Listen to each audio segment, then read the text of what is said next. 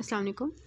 हमने स्टार्ट किया हुआ था acute and chronic inflammations of the larynx, जिसमें we discussed about some topics और लास्टली हमने डिस्कस किया था टीबी एंड डिफ्थीरिया।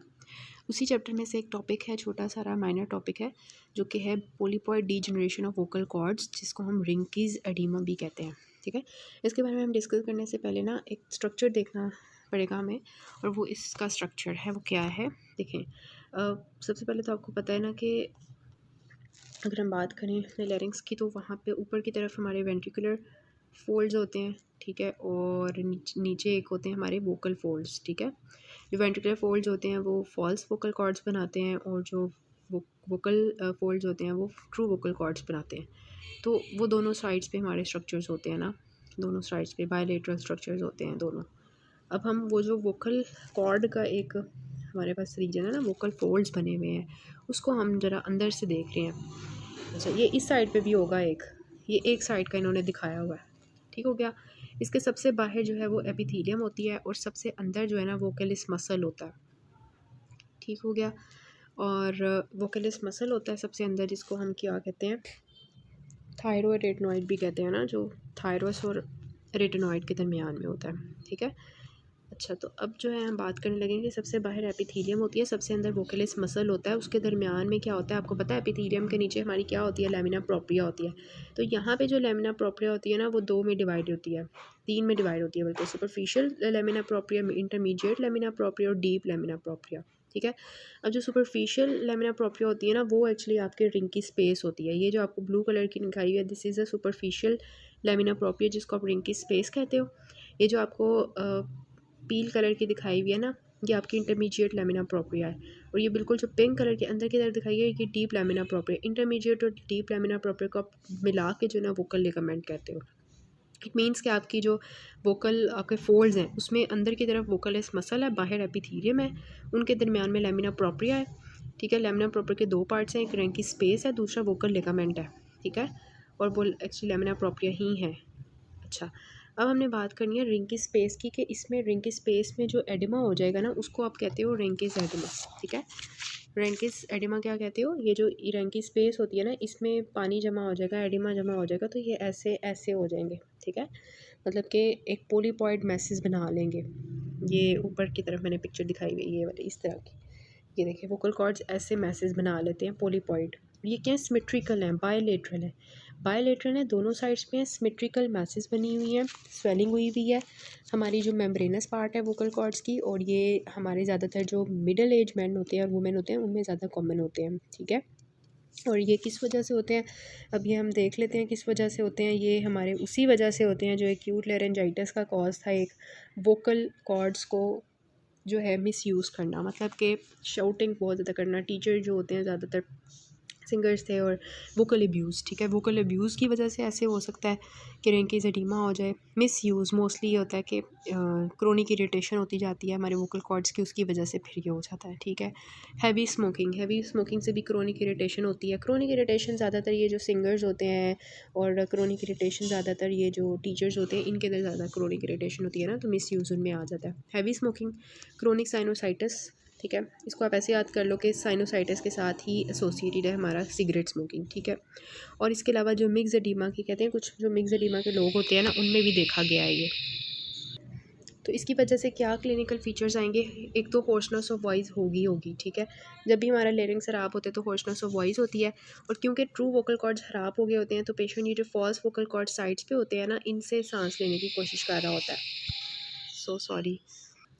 ठीक है, इनसे सांस लेने की कोशिश कर रहा होता है कि जो फॉल्स वोकल कॉर्ड्स है, जिसकी जो वॉइस प्रोड्यूस होती है ना, वो बहुत ज़्यादा क्या हो गया, मफल्ड होती है, मतलब कि मफल्ड नहीं, लो पिच वॉइस होती है, रफ़ वॉइस होती है। ठीक है, और जब हम इसको इनडायरेक्ट लेरेंजियोस्कोपी से देखते हैं ना, तो हमें कैसा नज़र आता है, इनडायरेक्ट लेरेंजियोस्कोपी से ना हमें क्या नज़र आता है, इनडायरेक्ट होता है कि हम बस बाहर से ही देख रहे होते हैं, अंदर कोई लेरेंजियोस्कोप अच्छा वाला वो डाल के देख रहे होते हैं, तो हमें ये फ्यूजीफॉर्म स्वेलिंग्स मिलती हैं। ये बुक में लिखा हुआ है, फ्यूजीफॉर्म मिलती है, पेल ट्रांसलूसेंट लुक मिलती है। पेल है ना, ये कलर पेल है, थोड़ा सा ट्रांसलूसेंट सा कलर, ऐसे हल्की सी झिल्ली नज़र आ रही है बस। ठीक है, और ये जो इर्द गिर्द वाले वेंट्रिकुलर बैंड्स होते हैं ना, ये थोड़े हाइपरीमिक हुए होते हैं, मतलब यहाँ से पेलनेस है और बाहर की तरफ जो है वो रेडनेस हुई हुई है, यही आपको नज़र आ रहा है ना। अच्छा, उसके अलावा जो कहते हैं कि जो इर्द गिर्द वाले हाइपरीमिक होते हैं, हाइपरट्रॉफी हुई होती है, ये देखें, ये देखिए हाइपरट्रॉफी नज़र आ रही है, बड़े बड़े नज़र आ रहे हैं, दरमियान वाला जो रीजन है वो छोटा सा ऐसे पतला सा हुआ है, यही हमें नज़र आ रहा है ना। तो वही बता रहे हैं कि क्लिनिकल फीचर्स में जो हमारी जो असल में वोकल कॉर्ड्स हैं वो पेल ट्रांसलूसेंट लुक दे रहे हैं, फ्यूजिफॉर्म स्वेलिंग्स दे रहे हैं, सिमेट्रिकल बायलेटरल। लेकिन जो इर्द गिर्द वाले वेंट्रिकुलर बैंड्स हैं वो जो फॉल्स वोकल कॉर्ड्स हैं उनके एक्सेसिव यूज़ की वजह से एक तो वॉइस चेंज हो जाती है, दूसरा वो हाइपरडेमिक और हाइपरट्रॉफिक हो जाते हैं। ठीक है, इतने हाइपरट्रॉफिक हो जाते हैं कि वो ट्रू वोकल कॉर्ड्स को कभी कभी जो है ना छुपा ही देते हैं ऐसे करके। ठीक है, ये इन्होंने सारा बताया हुआ है बुक में, ये सारा सीन है। तो ये हमने इसके कॉजेज़ भी पढ़ लिए हैं कि क्या कॉजेज़ होते हैं। अच्छा, अब इसका ट्रीटमेंट क्या होगा। अब ट्रीटमेंट इसका ये होता है कि एक तो चुप रहना है हमने, ठीक है, वॉइस रेस्ट करनी है, ठीक है। दूसरा ये है कि स्पीच थेरेपी करनी है। स्पीच थेरेपी, ये देखो उसको वो मियाऊँ कर रहा है, उसको बार करना सिखा रहा है वो, तो इस तरह से जो है ना करना होता है। सॉरी, थोड़ी सी आवाज़ें आ रही हैं बाहर से। अच्छा, तो वॉइस रेस्ट जो है वो ट्रीट करना है। ट्रीटमेंट में हमने क्या करना है, वॉइस रेस्ट का कहना है क्योंकि उसके वोकल कॉर्ड्स की बुरी हालत हुई हुई है। दूसरा स्पीच थेरेपी करवानी है ताकि प्रॉपर वॉइस प्रोडक्शन हो। और तीसरा होता है कि आपने जस्ट याद करना है, ये जो हम एपिथेलियम होती है ना इसकी डीकॉर्टिकेशन करते हैं, ठीक है, रिमूव करते हैं इसकी स्ट्रिप को। पहले एक साइड से उतारते हैं, फिर ये जो दूसरी साइड होती है इससे उतारते हैं 3 से 4 हफ्ते बाद। ये नहीं है कि हमने एक की उतारी है उसी वक्त दूसरी की उतारी, पहले एक की उतारनी है एपिथेलियम, उसको रिकन्स्ट्रक्ट करना है सारा, ठीक है, और उसके बाद जो है वो दूसरे की करनी है ताकि हीलिंग जो है वो उसका स्टेज सारी वो सही रहे। ठीक है, इसकी डिटेल में जानने की जरूरत नहीं है। ट्रीटमेंट आपने याद रखना है, voice rest, speech therapy and the decortication of the vocal cords. ठीक हो गया। तो ये छोटा सा टॉपिक था आपका रिंकेज एडिमा। इसके साथ हमने एक और छोटा सा टॉपिक करना है जो कि इंपॉर्टेंट है, वो आपका है कंजेनिटल, आपकी एक डिजीज़ है उसके साथ। बिल्कुल आपने जो है ना एक पेज आगे चले जाना है, 59 चैप्टर है आपकी बुक का और उसका बिल्कुल पहला टॉपिक है कंजेनिटल लीजन्स ऑफ लेरिंग्स का, लेरेंजियोमलेशिया। ठीक है, ये इंपॉर्टेंट टॉपिक था तो मैंने कहा इसको ज़रा बता दूँ।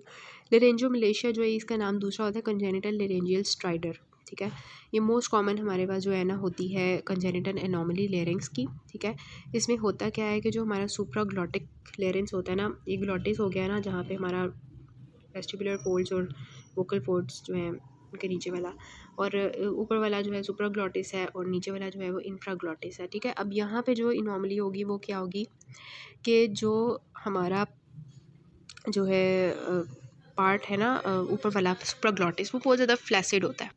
ये देखें थोड़ा सा मैं इसको ऐसे किया है। अच्छा, ये नॉर्मल वॉइस बॉक्स होता है ना जिसमें ये आगे वाला इंटीरियर पार्ट है और ये एपिग्लॉटिस है और ये पीछे आपका सारा एरोनॉइड वाला रीजन है। ब्रीदिंग नॉर्मल हो रही है नॉर्मल वॉइस बॉक्स में, लेकिन जब आपका ऊपर वाला पोर्शन जो एपिग्लॉटिस वाला पार्ट होता है, ये वाला, ये एपिग्लॉटिस वाला जो ऊपर वाला पार्ट होता है ना वोकल कॉर्ड्स के ऊपर वाला, उसमें वो बहुत ज़्यादा नाजुक सा होता है, फ्लॉपी सा होता है, हिलड़ा होता है। कंजेनिटली वो सही बना नहीं होता, ये कह सकते हैं, बहुत फ्लैसिड होता है। उसकी वजह से क्या होता है कि जो नॉर्मल ब्रीदिंग होती है ना वो नहीं होती। ठीक है, तो ब्रीदिंग नॉर्मल नहीं होती। ये देखें नीचे भी आपको दिखाया हुआ है, ये देखें, ये जो हमारा एपिग्लॉटिस है ना इसकी फोल्डिंग हो गई हुई है, फ्लैसिड है। ठीक है, जिसकी वजह से क्या लॉक्ड एयर फ्लो हुआ हुआ है। ठीक है, लैरिंग्स ऊपर वाला जो है वो सॉफ्ट है, बहुत फ्लैसिड सा है, जिसकी वजह से वो जो एयर है प्रॉपर ग्लॉटिस के अंदर जानी है वो नहीं जा रही। ठीक है, ब्रीदिंग प्रॉपर नहीं हो रही, यही मसला आ रहा है इसमें। ठीक है, और ये जो आपको स्पेसिफिक अपीयरेंस मिलती है ना हमारी एपिग्लॉटिस की, ये इस तरह की ओमेगा, इसको कहते हैं omega epiglottis, very important diagnosis ही इसका ये है, ओमेगा एपिग्लॉटिस हमें नज़र आ रहा है। तो ये इसका है सारा के मोस्ट कॉमन कंजेनिटल एनोमली है, जिसमें फ्लैसिडिटी हो जाती है हमारी सुप्राग्लॉटिक लैरिंग्स की, जिसकी वजह से इंस्पायरेशन जो होती है उसमें सक्ट इन ड्यूरिंग इंस्पायरेशन, जैसे ही अंदर हवा आ जाती है, जैसे ही अंदर हवा आ जाती है ना तो ये जो ये वाला पार्ट होता है ये अंदर की तरफ सक हो जाता है। ठीक है, ये आप समझने की कोशिश करेंगे। उस साथ में स्ट्राइडर होगा, वो आवाज़ आ रही होगी।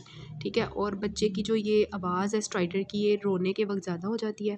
ठीक है, और जब हम उसको प्रॉन पोजीशन में लटाते हैं, मतलब उल्टा लटाते हैं, तो वो ठीक हो जाती है आवाज़। ठीक है, जो स्ट्राइडर हो रहा होता है। अच्छा, जैसे ही बर्थ होती है बच्चे को साथ ही ये जो है मैनिफेस्ट करती है डिजीज़। ठीक है, लेकिन 2 से 3 साल तक, 2 साल तक मोस्टली ये डिसअपेयर खुद ही हो जाती है।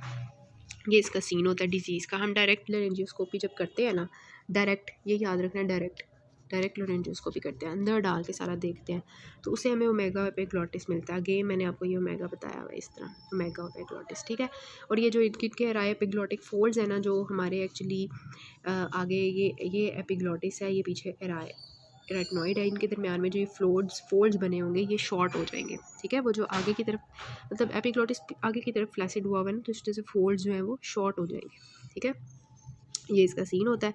उसके बाद हम ट्रीट इसको कैसे करते हैं, हम जब सारा देख लेते हैं, इसको एग्जामिन कर लेते हैं, उसके बाद हमने इसका ट्रीटमेंट करना होता है। ट्रीटमेंट मोस्टली कंजर्वेटिव होता है, मैंने आपको बताया 2 साल तक ठीक हो जाता है बंदा।